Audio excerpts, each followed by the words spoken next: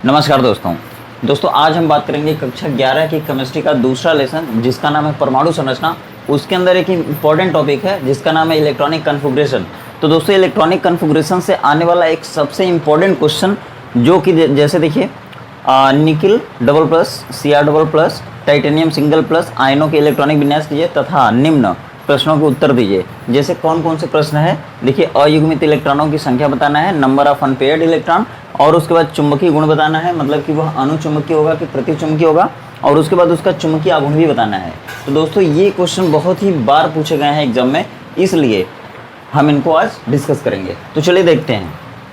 सबसे पहले देखिए क्वेश्चन आपका निकिल डबल प्लस है, Cr डबल प्लस है, टाइटेनियम सिंगल प्लस है। तो देखिए आंसर जब करेंगे तो सबसे पहले हम लोग क्या करेंगे, निकिल डबल प्लस का सॉल्यूशन करेंगे। ठीक है, देखिए निकिल डबल प्लस, निकिल का मतलब होता है क्या, देखिए यहाँ पर निकिल है, निकिल का मतलब होता है 28 नंबर, मतलब कि निकिल के पास कुल कितने इलेक्ट्रॉन होते हैं 28। ये 2 इलेक्ट्रॉन बाहरी कोश से निकाला हुआ है। तो मैं आपको पिछले वीडियो में बताया था कि जब किसी भी तत्व पर जब डबल प्लस या सिंगल प्लस हो या माइनस हो तो आप क्या करते हैं, सबसे पहले बिना प्लस या बिना माइनस वाले का इलेक्ट्रॉनिक विन्यास कर देते हैं। जैसे कि हम इस पे डबल माइनस को हटा देंगे, मतलब कि मन में रखेंगे कि नहीं है। तो दोस्तों यहाँ पे निकिल का जब इलेक्ट्रॉनिक विन्यास करेंगे तो होगा क्या, निकिल के पास 28 इलेक्ट्रॉन है तो 28 इलेक्ट्रॉन के हिसाब से करेंगे। जैसे 1s2 1s2 2s2 2p6 3s2 3p6 4s2 और फिर 3d8। ये कब आएगा दोस्तों, जब आप निकिल का करेंगे। तो देखिए सबसे पहले निकिल का देख लेते हैं सही है कि नहीं।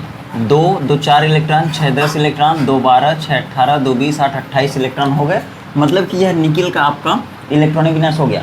लेकिन जब यह निकिल 2 इलेक्ट्रॉन किसी को दे दिया तब इसके ऊपर 2 प्लस आया। जब 2 इलेक्ट्रॉन ये किसी को दिया होगा तो कहाँ से दिया होगा, मैं आपको इसके लिए बताया था कि सबसे पहले आप ये देखेंगे कि इनमें से सबसे बाहरी कोश कौन है। तो ये देखिए पहला है, ये दूसरा, दूसरा तीसरा, तीसरा तीसरा और ये चौथा। तो सबसे बाहरी ये है, 2 इलेक्ट्रॉन दिया है तो 2 इलेक्ट्रॉन कहाँ से देगा, बाहरी में से। इन बाहरी कोश में कितना इलेक्ट्रॉन था, 2 इलेक्ट्रॉन। 2 इलेक्ट्रॉन यहाँ से चला जाएगा तो यहाँ पे कितना हो जाएगा, 0। अब आप इनको पूरा चाहे यहाँ पे लिखिए चाहे मत लिखिए, यह आपका इलेक्ट्रॉनिक विन्यास किसका हो गया, निकिल डबल प्लस का। अब देखिए जब आपसे पूछा जाएगा कि निकिल का इलेक्ट्रॉनिक विन्यास तो आप इतना करेंगे, मतलब कि इनका इलेक्ट्रॉनिक विन्यास हो गया, इनमें से एक का इलेक्ट्रॉनिक विन्यास हो गया। अब जब हो गया तो निम्न प्रश्नों के उत्तर दीजिए। तो चलिए निकिल के लिए इनका उत्तर देते हैं हम लोग, मतलब निकिल में अयुग्मित इलेक्ट्रॉनों की संख्या कितनी होगी, अयुग्मित इलेक्ट्रॉनों की संख्या देखेंगे।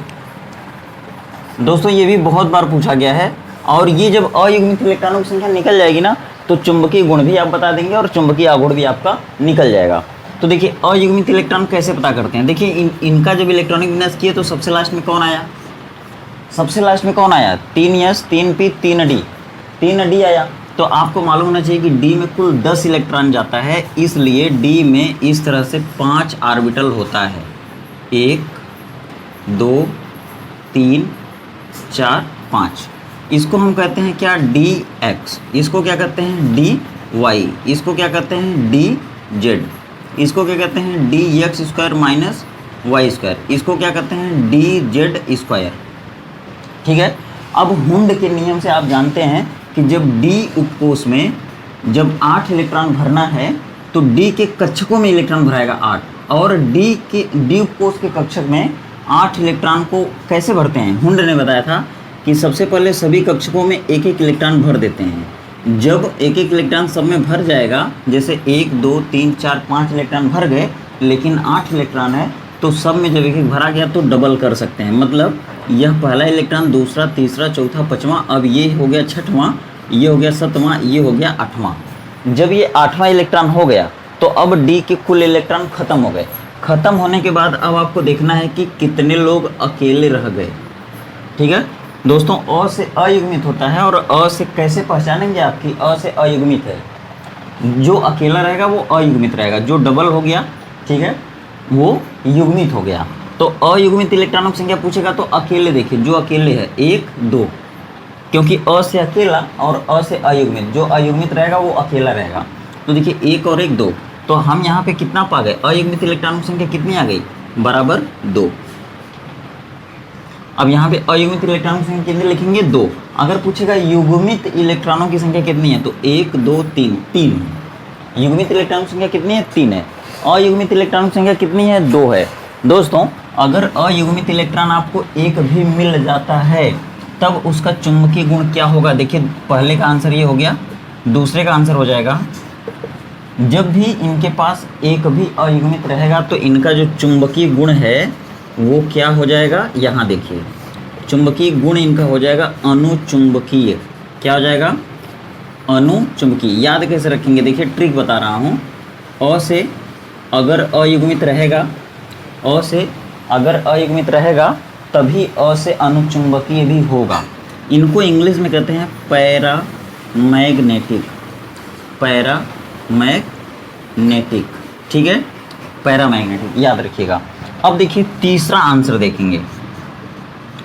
तीसरा आंसर क्या है? चुंबकीय आघूर्ण। चुंबकीय आघूर्ण ये कैसे निकालते हैं?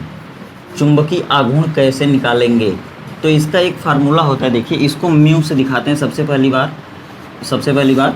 अब इसका म्यू का फार्मूला होता है √n+2 Bm, ठीक है। बोर मैग्नेटान वह मात्रक होता है, ठीक है, Bm। अब देखिए इतना फार्मूला होता है चुंबकीय आघूर्ण का, और जब चुंबकीय आघूर्ण का ये फार्मूला होगा तो इसमें कैसे n का मान रखेंगे? देखिए n का मान कितना होता है दोस्तों? n का मान फिक्स नहीं होता है, वो अलग अलग आयन या परमाणु के लिए अलग अलग होता है। जैसे यहाँ पे n का मान यही हो जाएगा अयुग्मित इलेक्ट्रॉनों की संख्या।